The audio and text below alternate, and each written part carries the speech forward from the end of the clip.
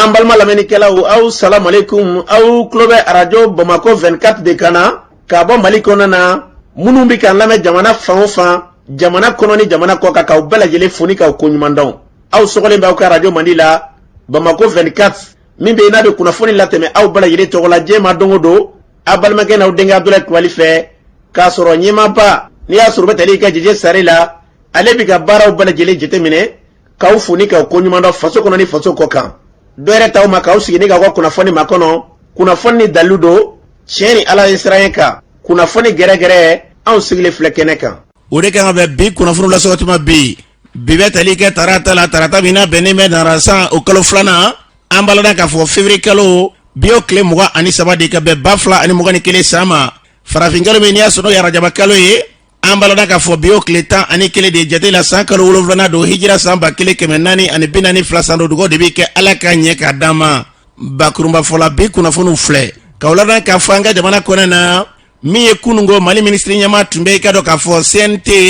n'i y'a sɔrɔ fɔcogo la wasabulo min bɛ yen n'i y'a sɔrɔ n'o taara o nɔ na bila kɛrɛnkɛrɛnnenya ka se ka taa dantigɛli kɛ olu ɲɛkɔrɔ a kan ka baaraw kɛ cogo jumɛn de la kunnafoniw ɲɛfɔli ko la lakanabaliya hukumu kɔnɔna na kunungo sɔgɔmada fɛ ko kura wulikɛjɔ kɛbaaw y'u kunda dɔgɔfiri marabolo ka dɔgɔfiri dugu bɛ wele ko dɔgɔfiriba u taara ka taa marifa ci maaw la k'u t'u ka forobaara la u kɛra sababu ye ka maa dɔw ni to ka maa dɔw jɔngi kunnafoniw ɲɛfɔli ko la 13e arrondissement Bamakɔ olu ye wulikɛjɔ kɛ k'u tɛgɛ da kojugukɛla dɔ kan o ko kɛra cogo jumɛn la kunnafoniw ɲɛfɔli ko la ninnu de bɛna kɛ kunnafoni la kumaba ye bi ka fara kunnafoni wɛrɛw bɛna fara lasuma balibakɛ n'aw denkɛ fa Abdulaye Kulibali ala ka ɲɛ k'a d'an ma kunnafoni an b'a daminɛ k'a ladan k'a fɔ min bɛ tali kɛ an ka jamana kɔnɔ na wulikɛjɔw la bi bɛɛ lajɛlen bɛ yɛrɛ ɲininka la k'a dɔn k'a fɔ Mɔti marabolo kɔnɔ na bi lakanabaliya kɔni e ka dɔn ale bɛ kɛ wara cogo min na waati kelen kɔnɔ na lakanabaliya kɔni u bɛ ɲɔgɔn na lamini kɔnɔ na bi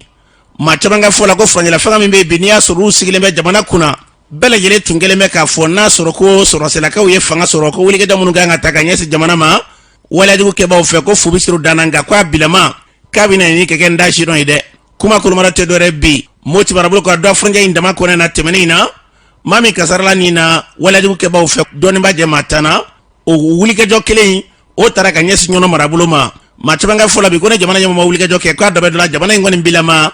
basigi b'a la kɔni ko b'a la ka dili don ka taa fɛ an bɛ dugawu de kɛ an ka jamana basigi ala k'a sabati n'an bɔra yen an b'a ladan k'a fɔ 13e arrondissement Bamakɔ kɔnɔ na o ye polisi 13 ye min bɛ Yirimajɔ olu ye wulikɛjɔ kɛ k'u tɛgɛ da an b'a ladan k'a fɔ cɛ dɔ kan min bɛ yen n'a ka baara tun tɛ dɔ wɛrɛ ye dɛ ka se ka buna adamadenw ka gɛlɛya ta ni ka ɲɛ suma fɔcogo la ka buna adamadenw bɔnɛw ni na a yirala k'a fɔ ko n'i y'a jateminɛ k'a yɛrɛ ka baara ko mobili paranti a k'a y'o kɛ maaw ka fɔ la i kɛra ni maa ko fɔli min filɛ n'a bɛ 13e arrondissement bolo bi ko denmisɛnnin dɔ de tɛgɛ jalen yira bolo a na kɛ i k'a dɔn k'a fɔ a ka baara de tun ye buna adamadenw ka se k'u yɔrɔ dɔw k'olu kɔni kɛ mago ɲɛfɛn ye n'i y'a sɔrɔ a bɛ kɛ a b'u ni kɛnɛ kɛra walima ka se ka fɛɛrɛ kɔni tigɛ ka se k'i mago dilan maaw yɔrɔ dɔw la a yirala k'a fɔ buna adamaden tɛgɛ de tun b'a bolo k'a na kɛ i n'a fɔ a b'a fɛ ka sanni feere cogo ɲɛrɔ ɲini o la u kɔni kɛra sababu ye lakana tigilamɔgɔw ka kunnafoni sɔrɔ 13e arrondissement Ibrahim Togola n'a ka maaw olu taara tɛgɛ d'a kan nin waati in na a bɛ olu bolo u y'a yira k'a fɔ ko ka kɔni ye e k'a dɔn kunnafoni caman bɛ yen sɛgɛsɛgɛliw bɛ sen na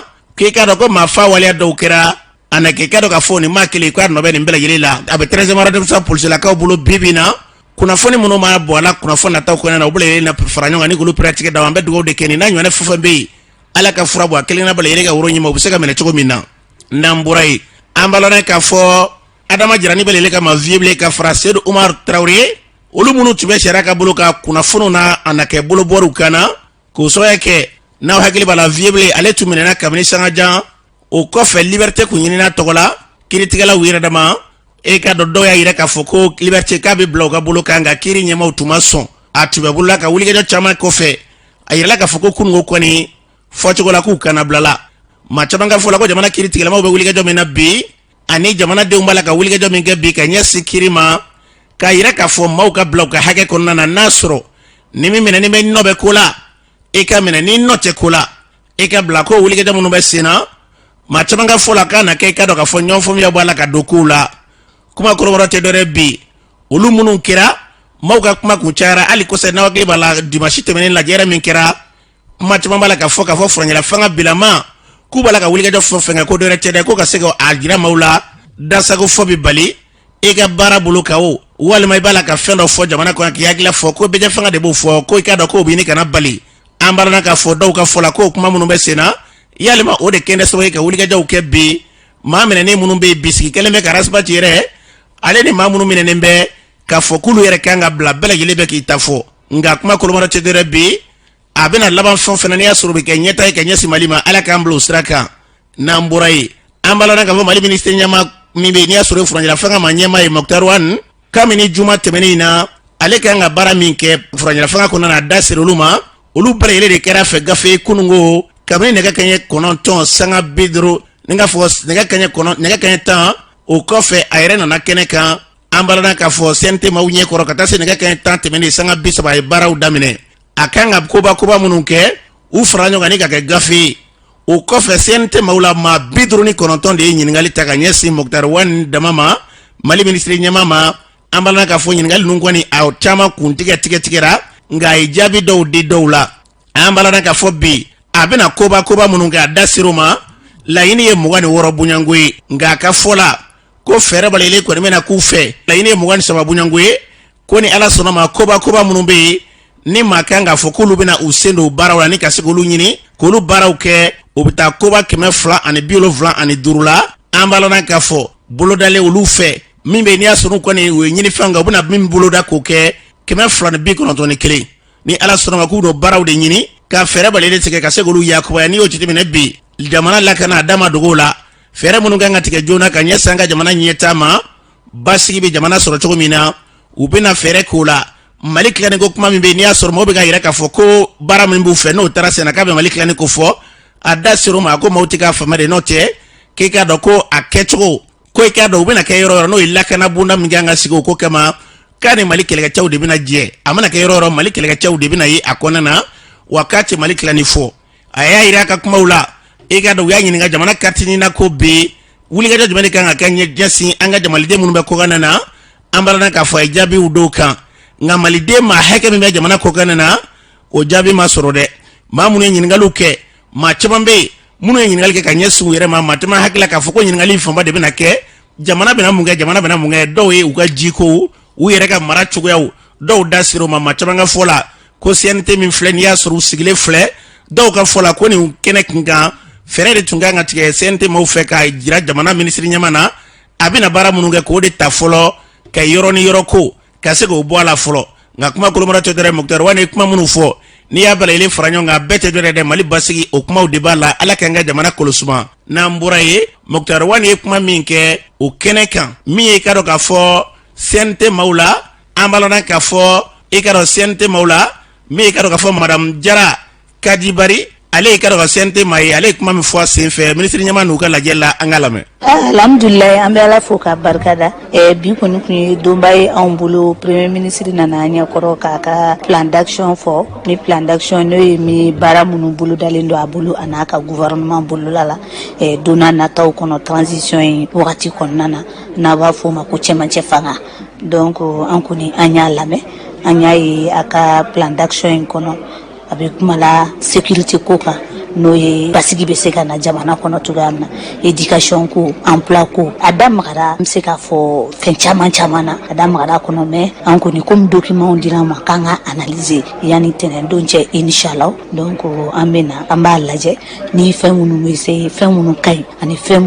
minnu bɛ se ka fara kan ani fɛn minnu bɛ se ka bɔ a la ou bien fɛn minnu bɛ se ka taa pour que jamana in bɛ se ka taa parce que an ko de ko Mali an ko Mali bɛ se ka taa ɲɛ cogoya min na jamanadenw bɛ se k'u bolo di ɲɔgɔn ma bɛn bɛ se ka sabati cogoya min na kɛnɛya bɛ sabati cogoya min na sécurité fɛnɛ bɛ se ka bila jamana kɔnɔ cogoya min na donc inshallah donc an bɛna o baaraw boloda an bɛna olu fɛnw tengu a la a ye min fɔ pour que baara ninnu bɛ se ka taa ɲɛ cogoya min na jamana yɛrɛ bɛ se ka bɔ nɔgɔ la cogoya min na. an b'a lɔn k'a fɔ ni tun ye jaralakaw furumuso Kadibari ni tun y'ale ka ɲɛ CNT maa dɔw u y'a fɔ cogo min na ministre ɲɛma ye kuma minnu fɔ min da ka di Mali la ala k'an bila o sira kan n'an bɔra ye an b'a lɔn k'a fɔ dɔgɔfiri marabolo kɔnɔna na lakanabaliya kɔni a kuma dongo dɔ a bɛ fɔ maa caman hakili la k'a fɔli ye an fɛ fɔli diya de ye n'i ye se k'an ye bi Mali kɔnɔna na an kana foyi fɔ fo n'a fɔra nin dira nin mara maaw ma ninnu ye ninnu sɔrɔ wa nisɔndiya b'an ka jamana kɔnɔ nka sanga ni waati bɛɛ a bɛ fɔ mara ɲɛmaaw bɛɛ bɛ kulon n'olu ye kuma min na sɔrɔsilakaw bɛ fanga na bɛɛ dabali bannen don nin lakanabali bɛ se ka waranga jamana kɔnɔna na cogo min na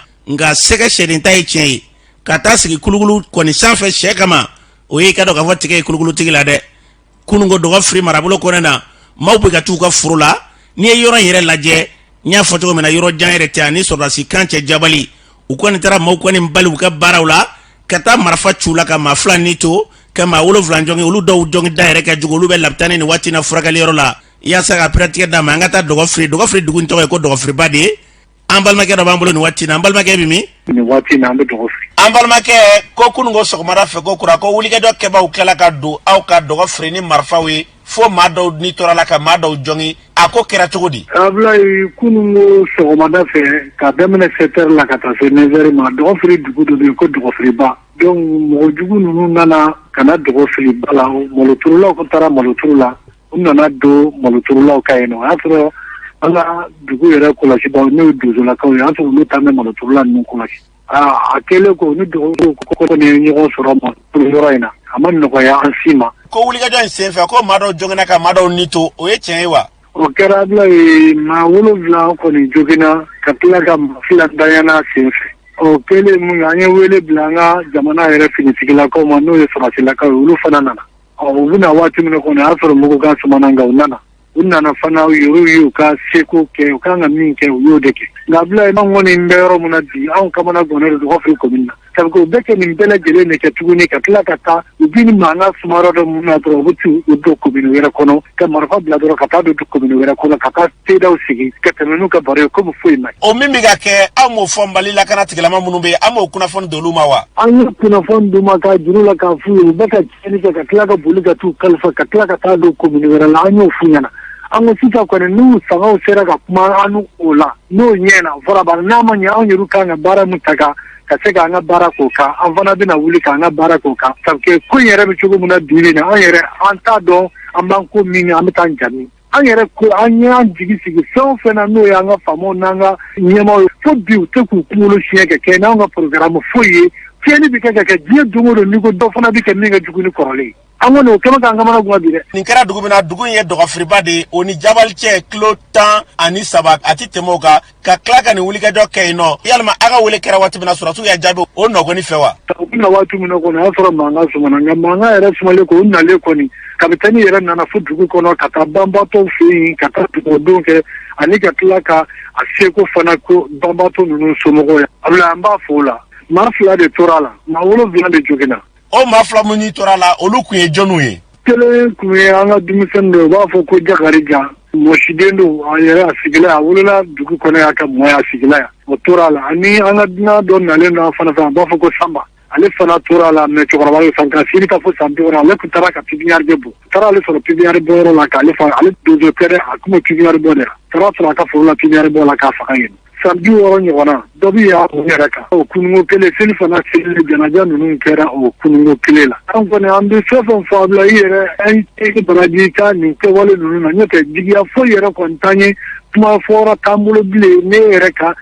juru sira tɛ an bɛ kuma min falen tiɲɛ yɛrɛ la an b'i fo la Ala k'i bolo mɛn i ka baara la faama ninnu an b'u fo adamaden n'i mana kɛ cogo o cogo i bɛ ko kɛ i b'a k'i yɛrɛ kun de la u ye mankan sumaya 9h ka 10h ka taa mankan wuli dɔgɔfiri pɛgɛ o bɛɛ kɛra o kunungo kelen la wa bɛɛ o mɔgɔ kelen ye u ye mankan sumaya ka tila ka taa mankan wuli pɛgɛ u ni pɛgɛnkaw fana u y'a wuli ɲɔgɔn na o bɛɛ kɛra o kunungo kelen la Ablaye an kɔni bi halisa an bɛ kuma faamaw de fɛ n'u sera k'an dɛmɛ n'o tɛ samiyɛ yɛrɛ baara ko kɔni a kɔni ne ma d'a la ɲinɛ an kɔni fɛ ko samiyɛ baara bɛna kɛ ani dɛmɛ wɛrɛ kɔni ma d'an na an tɛ se ka samiyɛ baara kɛ k'a to nin cogo in na cogo si ka se ka bɔ dugu kɔnɔ mɛtiri 200 n'i ma boli ka segin ka baara bɛ k'o la samiyɛ baara jumɛn bɛ k'o la cogo jumɛn a kɔni bɛ k'an lafili bi dɛ n'an kɔni tora ta samiyɛ baara kɔni a kɛli ma nɔgɔn dɛ o ye mankan suma dɔrɔn u y'u kun da Suwala fan de kan an ye kunnafoni minnu sɔrɔ k'a fɔ k'u taara Suwala bolo de kan wa k'u tɛmɛna Suwala fana u bɛ tiɲɛni o tiɲɛni kɛ u bɛ boli k'u kun da yen komini de kɔnɔna kan an kumana ka dɛsɛ an kɔni o kɛmɛ k'an kamana guwan bi dɛ an b'a lɔn k'a fɔ nin tun ye dɔgɔfirika dɔ kan ye min bɛ yen n'i y'a sɔrɔ ni gɛlɛya talen bɛ ka ɲɛsin ma bi an bɛ dugawu de kɛ fɛn fɛn basigi lafiya ye Ala k'o sabati n'an bɔra yen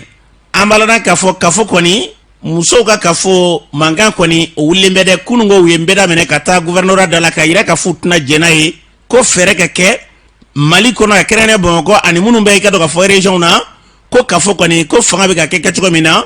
wulematuso o ka ɲɛmaya k'i ka dɔ dɔw tara k'olu tɛna sɔn o ma n'o ye ɲɛmakɔrɔw ye kɛrɛnkɛrɛnnenya na an baladan k'a fɔ n'o ye i ka dɔn k'a fɔ Aminata Ture ka maaw ye o kɛnɛ kan u ye kuma minnu fɔ o filɛ. Donc an bɛ yan nɔ Bamakɔ commune 6 bɛɛ musow de farala ɲɔgɔn kan région dɔw nana fara an kan parce que dɔw nana soro u nana mission na donc u farala an kan an nana pour que ka fɔ faamaw ye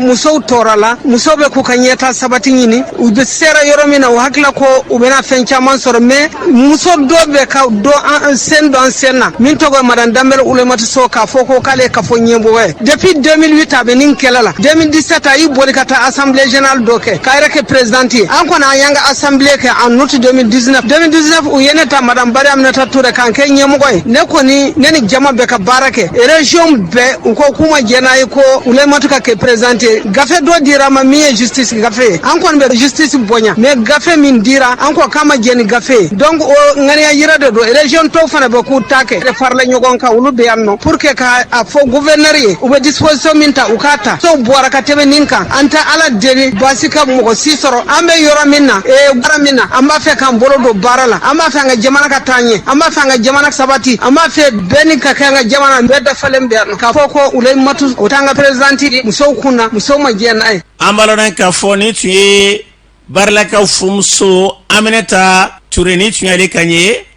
nin waleya ninnu bilama nin bi cogo di Kɔlɔnjɛbakaw fɛ ka fɔ ɲɛmaaba Kurutumu ale b'a ɲɛfɔ an ye an ka lamɛn. Ne ye madame Siribe Kurutumu Kone musow ka association farankuluba min bi Kɔlɔnjɛba yan ni ONG féminine o ɲɛmɔgɔya de kalifala ne la nin waati cɛ in na. Kafo bi cogo di? N'i ye kafo lajɛ bi sommet la i b'a ye gɛlɛyaba bi ye Kɔlɔnjɛba musow ne bɛ se ka foli kɛrɛnkɛrɛnlen di u ma hali k'a da anw yɛrɛ ka bureau sigi cogo ma parce que anw y'an ka bureau sigi ni consensus de ye. Hali nɔ in na ne ye min remplacer an n'olu bi jɛn ka baara kɛ ɲɔgɔn fɛ wa minnu bolo donna an bolo an ka baara kɛ ɲɔgɔn fɛ n'i ye weleli kɛ u bɛna an bɛ kow labɛn ɲɔgɔn fɛ ne kɔni fɛ o ye lawasaba de ye. Ɲɔgɔn sɔmɔsɔmɔ bɛ kafo la yɔrɔ caman na mun de la musow ka kafo a mankan ka ca mun de bɛ na n'o ye. Ne ye kafo lajɛ ɲɔgɔn samasamali min bɛ kafo kɔnɔna na n'i kɔni y'aw ɲininka duguma yan dɔ gɛrɛ tɛ jɔyɔrɔ ko natabaya a banna parce que min tun bɛ kafo ɲɛ n'o kɛ an balimamuso Umu ye ale nana nommé ka taa ministère so dɔ la ale tagalen kɔfɛ kafo tora flotille la ten ɲɛmɔgɔ t'a la a tun ye mɔgɔ bila ye en attendant mais mɔgɔw nana wuli k'u jɔ k'a fɔ kafo ye fɛn min ye a yɛrɛ sera renouveleli ye parce que ni i taara ministeriya la k'a fɔ k'i bɛ segin tuguni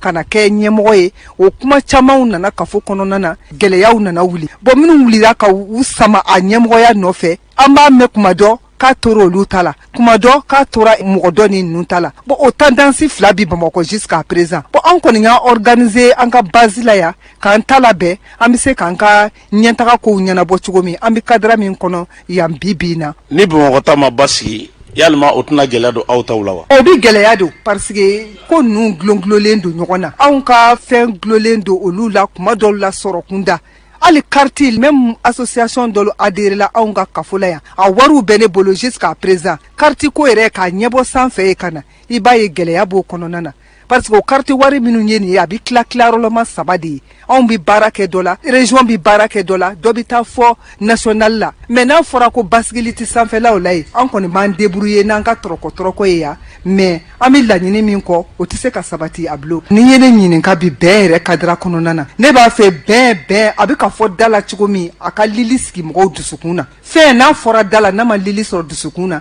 i b'a ye k'a fɔ a bɛ kɛ tɔ ka jɛ ye. An b'a lɔn k'a fɔ ni tun ye Kɔlɔnjɛbakaw ka muso ɲɛmaa ye Kurutumu Kone u y'a fɔ cogo min na basigi ni lafiya bɛn ni kɛlɛ y'an ka jamana kɔnɔ na ala k'o sabati n'an bɔra ye an b'a lɔn k'a fɔ bi min ye ka dɔn k'a fɔ M5RFP ye olu bɛ fara ɲɔgɔn kan min n'i y'a sɔrɔ ni k'o bolo da u y'a yira k'a fɔ bi k'a kun tɛ dɔ wɛrɛ ye dɛ jamana in bi laban ko fo ka segin kelenya minɛ kɔnɔ u ye fara ɲɔgɔn kan min kɛ karido maa dɔw b'u ka siraw d'a kan an ka dɔw lamɛn. Perignama Sila MP22 MK M5RFP ne hakili kɔni na ni kɛlɛ bɛ taa ɲɛ mɔgɔ bɛ faamuya sɔrɔ problème dɔw bɛ résoudre problème kuraw bɛ na dɔw tun ko kunu ko an tɛ M5 na u ye M5 ka position faamuya bi u ni M5 bɛ ka baara kɛ ɲɔgɔn fɛ ne kɔni fɛ ko ɲuman don. Ne tɔgɔ ye Alassane Tunkara n bɛ bɔ Bagadaji Bamakɔ yan sɔgɔma ne nana vers 8h moins ni n ka denbaya bɛɛ de kun don bon n ye yɔrɔ kɛcogo ye cogo min na n siranna ndara denmisɛnninw bila so kɔnɔ parce que mɔgɔ caman ba de empêché ka na mɔgɔ caman nana tirana yɔrɔ kɛcogo yɛrɛ fɛ c'est force de l'ordre kɛra ka yɔrɔ bɛɛ fa donc an nana ten cogoya la an na meeting kɛ o Dieu merci fɛn ma bɔ a la meeting kɔni kɛra normalement an bɛ ka a fɔ jamana bɛ position mun na ko jamana ingale kelen bɛ mɔgɔ caman kan ani mɔgɔw tɔɲɔnnen don jamana kan emisɛn ka laɲini bɛɛ de bon o laɲini o de dɔ de latigɛra san mun ka sow cira minnu ani arasa ka mɔgɔw faso danbe mɔgɔ bɛɛ de nana ka na fara an kan parce que an bɛ kɛlɛ mun na bɛɛ y'a ye tiɲɛ yɛrɛ la tiɲɛ b'an bolo a kɛlɛ la. Mori bɛ jigin ne ma foyi faamu ni mintigi la vraiment n nana a lamɛn u y'an wele n nana k'a lajɛ n m'a faamu u bɛ fɛ ka min yɛrɛ kɛ wale kun ye min ye intervention kelen k'a fɔ ko kun ye nin base kelen ye ne m'a faamu n t'a dɔn u bɛ fɛ ka min fɔ quoi vraiment. Ne ye madame Kone Minata Berté ye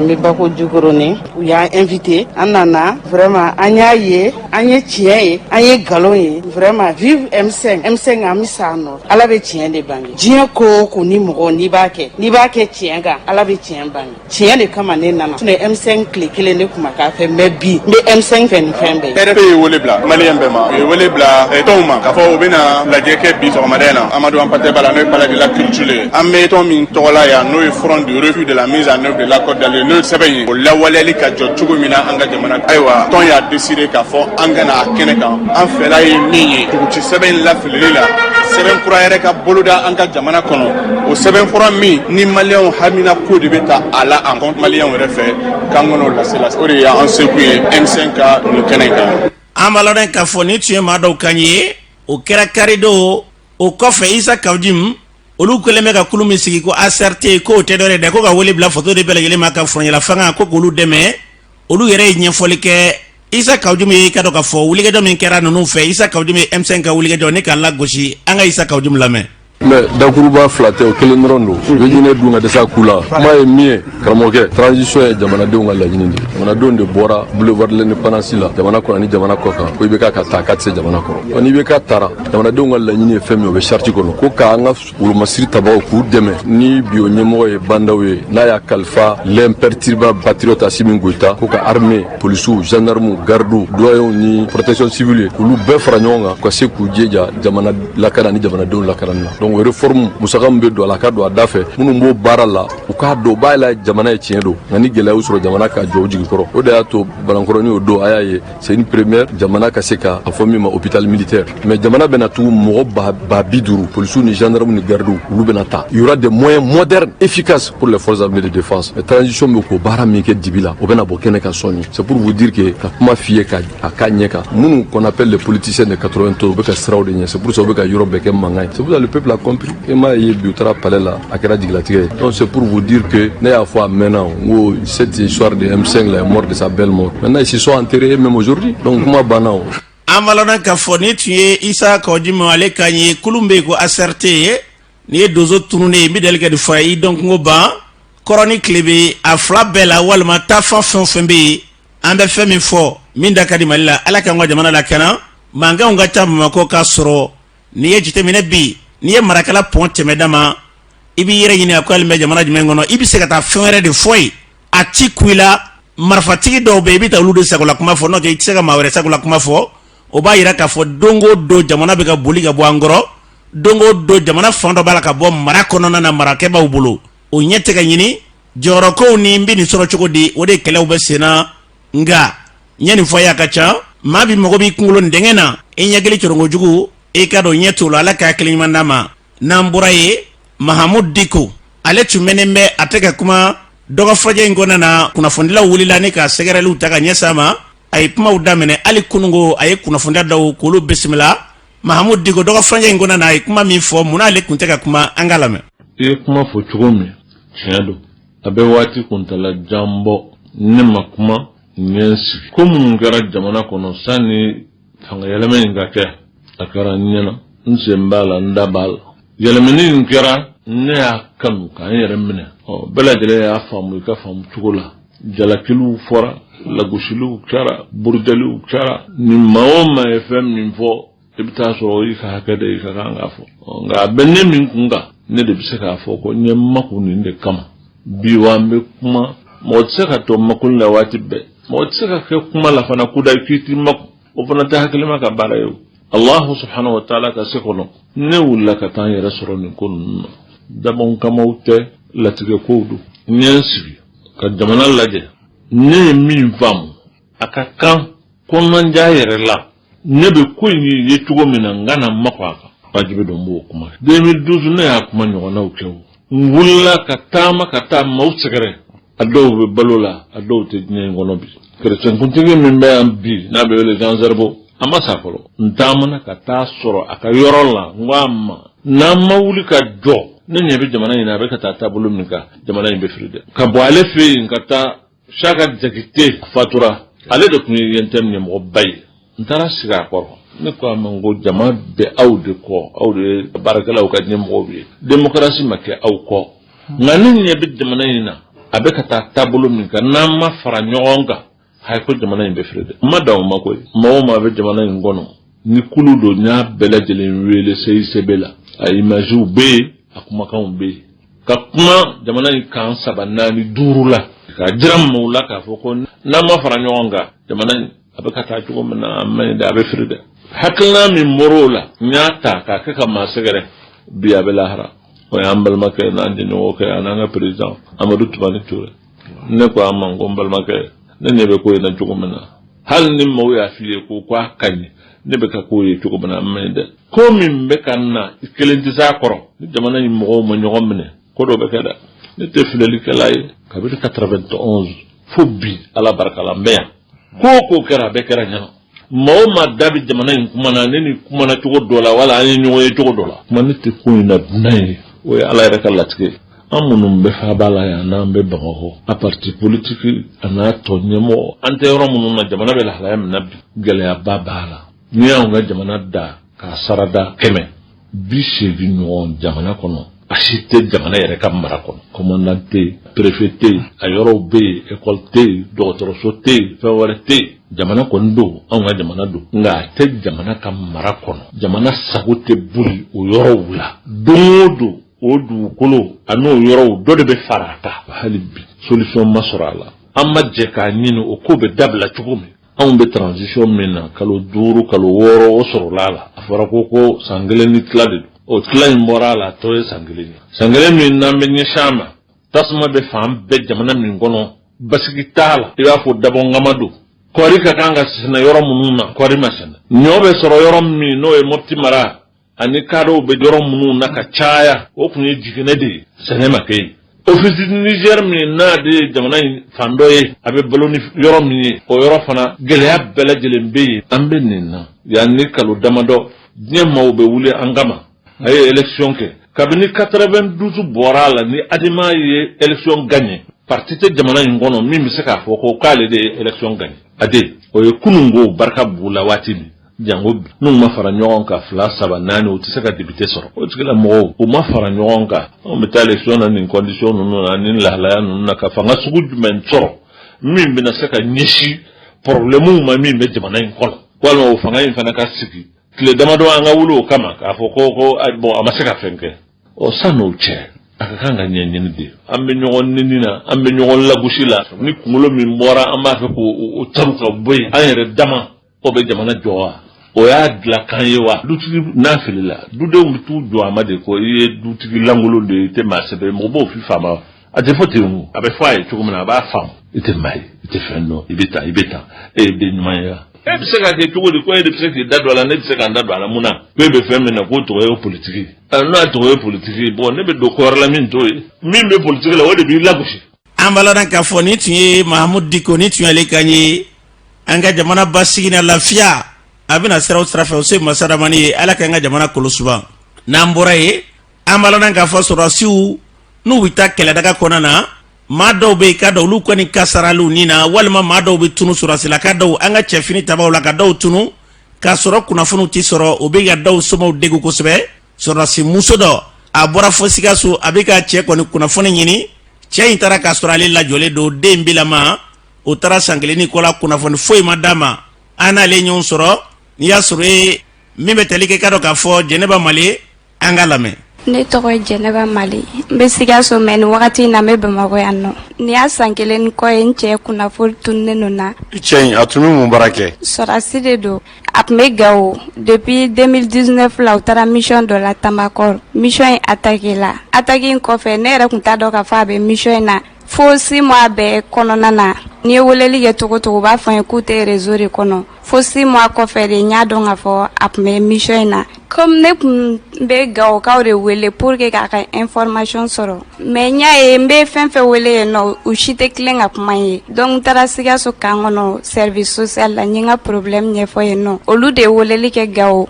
ka sɔrɔ k'a fɔ n ɲɛna k'u ko a ɲɛmatunnen de don n tilala n nana état major la fɛnɛ n ye siɲɛ 2 kɛ yen nɔ o nouvelle 1 dɔrɔn de bɛ fɔ n ye fɛnɛ. A kɛlen ni san cɛ kunnafoni foyi ma bɔ ɲɛmɔgɔ kunda ka se e ma i cɛ kunnafoni na wa? Foyi ma bɔ mɔgɔ si yɔrɔ ka se ma n yɛrɛ de bɛ weleliw kɛ ka n ka wulikajɔw kɛ sinon ala jɛɲɔgɔn mɔgɔ si ma foyi fɔ n ye. I cɛ ka hakɛ minnu bɛ yen ni a n'olu ka kan o hakɛw bɛ ka sɔrɔ wa? A kɛlen ni sisan cɛ a ka salaire kɔni ma tigɛ salaire bɛ ka d'anw ma mais comme an tɛ ka kunnafoni sɔrɔ an yɛrɛ de bɛ fɛ ka dɔn a bɛ cogoya min na ni a bɛ yen nɔ balo la ou bien a tɛ balo la anw de bɛ fɛ k'o dɔn u b'a fɔ dɔrɔn réseau de tɛ yen nɔ réseau de tɛ yen nɔ u tun bɛ k'a dogo n ma donc Sikasokaw ka service social de ye weleli kɛ o de la n y'a dɔn k'a fɔ ko a ɲɛmatunnen de don komi ɲɛmɔgɔw tɛ ka se ka fɛn fɔ anw ye o dun taara olu de ka mission na ni mission kɔni taara n'a kɛra cogo min na ne hakili la u kan k'a somɔgɔw informer min bɛ yen nɔ ne kɔni bɛ min ɲini u fɛ ni ko kɔni kɛra cogo cogo a ka a tigi somɔgɔw informer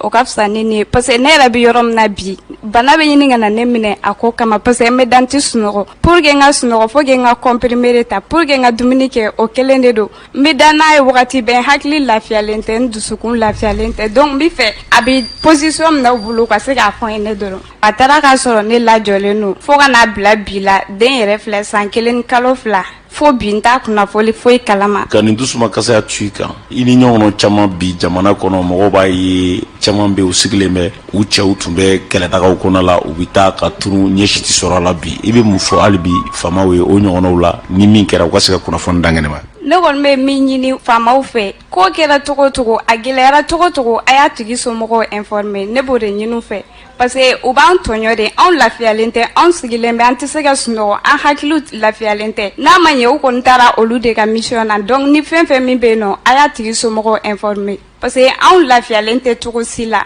an dusukun tɔɔrɔlen de don an cɛw de taara kɛlɛkɛyɔrɔ la n'a fɔra ko bɛ kɛ a tɛ se k'a tigi somɔgɔw informer an bɛ weleli kɛ fɛnɛ aw tɛ foyi fɔ an ye ko u ɲɛmatunnen de don u ɲɛmatunnen don u bɛ fan kelen jumɛn na. an balɔnna k'a fɔ nin tun ye min ye ka dɔn k'a fɔ Jɛnɛba Mali ye kuma tɛ dɔ ye a b'a cɛ ko la tiɲɛ don finitigiya kɔrɔ a ka don kosɛbɛ a gindow ka don kosɛbɛ nka ni kunnafoni min tɛ yen walima ni kunnafoni min bɛ yen u ka di somɔgɔw ma dɔ bɛ dɔ la a bɛ mɔgɔ hakili sigi ala ka sabati yarabi ala ka cɛ ɲini k'a ɲuman ye n'an bɔra ye bi an ka bololabaarakɛlaw kɛrɛnkɛrɛnnenya mécaniciens olu bɛ fɛɛrɛ caman kɛ an ka jamana kɔnɔ nka u bɛ ɲini ka na ka bolokɔfɛtɔfɛn ye o ye faraɲɔgɔnkan min ɲɛmaa ye Garba ye o b'a ɲɛfɔ an ye an ka lamɛn. Donc on y'a lajɛ depuis 2015 an ye récépissé ɲini administration territoriale la ala y'a kɛ an y'a sɔrɔ donc récépissé sɔrɔlen kɔfɛ san o san n'a ma ɲɛ k'i bɛ mɔgɔw fara ɲɔgɔn kan bolo baarakɛlaw surtout a ti ɲɛ baara kalan kɔ donc san o san an b'a essayer ka formation dɔ organiser an ni ɲɔgɔn cɛ an bɛ module dɔ ta a kɛra tile 10 a kɛra tile 15 an b'o formation kɛ an ni ɲɔgɔn cɛ maintenant waati min na ni formation fana tɛ yen an b'a essayer k'a lajɛ an ka association membres bɛ yɔrɔ minnu na ni gɛlɛya bɛ minnu ka yɔrɔ dɔw kan i n'a fɔ service public que ce soit dɔgɔtɔrɔso de don misiri gouvernement ka baara kɛ yɔrɔ donc ne nana n'a projet an bɛ kuma n'a tigiw ye n'an n'o ye ɲɔgɔn faamuya an bɛ taa ka taa expertise k'a lajɛ a ka installation bɛ cogo di mun ni mun kan ka fara kan ou bien mun man ɲi a la n'a aw ko a bɛ se k'a minɛ san donc an b'a essayer ka a dayɛlɛ an fana ka tɔndenw na donc an bɛ don dɔ ta ka t'o baara kɛ o mɔgɔw ye quoi o fana ye de association ye c'est à dire que ni mɔgɔ m'a d'i ma e ka kɛ mɔgɔ ye min fana b'a di i n'a fɔ 2018 an taara commune 5 mairie la ka t'o ka mairie expertise kɛ ka ban pewu ka installation kɛ ɲinan fana an y'a décidé ka 4e arrondissement de police fana ka t'o ka coffret lajɛ an y'a sɔrɔ ka coffret vraiment a kun ma nɔgɔ dɔɔni parce que non seulement charge coffret kun surchargé de don mais coffret 24 voies donc ye coffret de ma avec 36 voies ye ka disjoncteur de tête sigi a la ani ka baara bɛɛ lajɛlen kɛ ka ban. an balɔnna k'a fɔ ni tun ye Garba kan ye dɛrɛ tɛ dɛ ka se ka mécanicien bololabaarakɛlaw k'u don baara la walima k'u kalan u bɛ baara min na ka se k'a tɔnɔ bɔ o y'a kunba di ala ka hakilila sabati n'an bɔra ye amta jamana ko kana na Mohamed Samake mumbe bolo bi an karamɔgɔ kunnafoni an b'a daminɛ an bɛ taa États-Unis kaw fɛ kunnafoni y'a yira k'a fɔ Malcolm X n'ale États-Unis jamanaden ni makofɔlen yɛrɛ ko ale yɛrɛ ko farafin de kun don n'an b'a wele ko Américain noir makofɔlen ko militant de tun don n'o ye maa ye maa min n'ale bɛ kɛlɛ kɛ walasa jamanadenw bɛɛ lajɛlen ka damakɛ hakɛ la sariya sira fɛ ani sira caman fɛ a yɛrɛ ka ko ni makofɔlen yɛrɛ ko ale kɔni fagara ko ɲina y'a a san 56 ye fɛn min y'a somɔgɔw a kanubagaw a n'a lafasabagaw k'olu kɔni wulikajɔ kɛ dɔ fana tɛmɛnen kɔnɔna la ka yira k'a fɔ ko sɛgɛsɛgɛli kuraw ko u ka se ka daminɛ walasa maa minnu kɛra Malcolm X fagabaga ye o ka se ka dɔn a yira k'a fɔ ko conférence presse n'o ye lajɛrɛba dɔ k'o dɔ kɔni tun bɛ sen na ko sen fɛ sa ko fɛn min hakilila dɔ bɔra ka bi walima ko ɲɛfɔli dɔw kɛra min b'a yira k'a fɔ New York ale polisilakaw n'o ale lakanabɔ fo ka taa se FBI ma ko olu kɔni nɔ bɛ nin fagali na hali bi an to Américain fɛ yen n'o États-Unis ye a yira la k'a fɔ Américain fɛ yen olu ka cakadaba min bɛ yen n'an b'a wele ko NASA n'a ale yɛrɛ ɲɛsinnen don ɲininiw ma n'o ye recherche ye a yira la k'a fɔ ko olu kɔni ye mansinba dɔ kɔni bila ka taa planète Mars sanfɛ mansin yɛrɛ ni dɔw b'a wele ko robot de persévérance ko olu kɔni y'a bila ka taa planète Mars sanfɛla la wa ko nin robot yɛrɛ ko a wulila kabini juillet kalo tile 30 san 2020 a yira la k'a fɔ alamisa tɛmɛnen février kalo tile 18 san 2021 ko robot de persévérance ko a kɔni sera planète Mars kɔni sanfɛla la ko kaman sira sa ko a kɔni ja fɔlɔ ta ka olu kɔni bila ka jigi n'an bɔra yen an bɛ taa Argentine jamana kan kunnafoni y'a yira k'a fɔ Argentine ministre min n'ale bɛ kɛnɛya ko kunna ko ale kɔni gɛnna ka bɔ a jɔyɔrɔ la n'o y'a ka ministre jɔyɔrɔ ye a yɛrɛ la k'a fɔ ko ni makofɔlen yɛrɛ ko a tɔgɔ ko Guinness Gonzalez Garcia kunnafoni y'a yira ko jateminɛw bɔra k'a fɔ ko ni ministre kɔfɛlen ko coronavirus bana kɔni ko o furakɛliw kɔni daminɛ olu fɛ yen ko ale a limanaw a terroriste n'a balimaw a n'a baarakɛɲɔgɔn ko a tun bɛ fɛɛrɛ de kɛ ka olu kɔni bila ka taa ministère in kɔnɔna la walasa olu ka se ka taa coronavirus bana ale ye vaccin ka se k'o sɔrɔ k'a sɔrɔ u ma rendez-vous ta l'hôpital la kunnafoni y'a yira ko bɔkara kalama waati min na ko fɛn min ye masayaso Argentine masayaso ni présidence ko olu kɔni bɔra ka laseli dɔ kɛ k'a yira k'a fɔ ko ni maakɔfɔlen ko a ka jɔyɔrɔ bila joona ko sabu ko nin bɔlen min kɛlen fila fɛ ne ko nin tɛ taa olu ka jamana kɔnɔ ko nin ko sa min jamanadenw kɔnɔ ka olu bɔ ɲɔgɔn na ni makɔfɔlen yɛrɛ si bɛ taa san 75 la wa k'a bɛ ministre jɔyɔrɔ na ko kabini san 2019 n'an bɔra an bɛ taa RDC jamana kan a yira la k'a fɔ fɛn min ye Italie ale lasigiden n'an b'a wele ko ambassadeur n'ale yɛrɛ kɔni sigilen bɛ n'ale kun sigilen bɛ RDC jamana kan ni makɔfɔlen ko a tɔgɔ Luca Antanasio a yira la k'a fɔ ko fɛn min ye marifatigi jɛkulu dɔ kɔni ko olu kɔni ale faga kunun tɛnɛ février kalo tile 22 ni marifatigi jɛkulu ninnu k'u ko laɲini kun tɛ dɔwɛrɛ ye ko fɛn min ye convoi min n'ale kuma ka taa Goma marabolo kɔnɔna la n'o ye RDC marabolo dɔ ye ko ni convoi kɔni kun ye PAM de minnu ɲɛsin bɛ baloko ma ka taa ni marabolo kɔnɔna la n'a wele ko programme alimentaire mondial la n'an bɔra yen